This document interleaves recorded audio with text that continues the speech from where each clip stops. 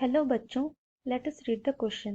The question says emission of beta particles decreases dash ratio. So question में पूछा गया है कि बीटा पार्टिकल के एमिशन से कौन सा रेशियो डिक्रीज होता है।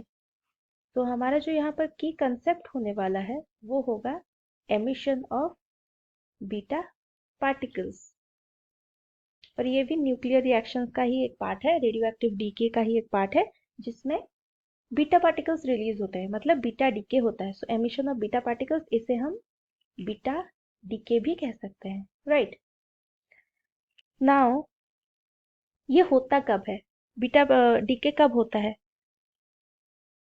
Emission of beta particles,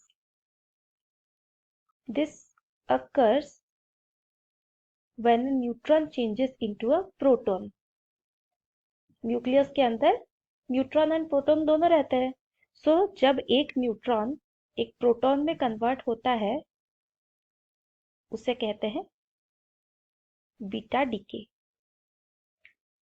now अभी इसमें हम देख सकते हैं कि एक न्यूट्रॉन एक प्रोटॉन में कन्वर्ट हो गया, उसका मतलब टोटल नंबर ऑफ न्यूट्रॉन ये डिक्रीज हो रहा है यहाँ पर, क्योंकि एक न्यूट्रॉन तो कन्वर्ट हो गया ना, तो नंबर ऑफ न्यूट्रॉन अभी डिक्रीज हो गया। और चूंकि वो आगे जाके प्रोटॉन बनेगा, सो नंबर ऑफ प्रोटॉन क्या है, वो इंक्रीज हो रहा है। So number of neutron decreases and number of proton increases.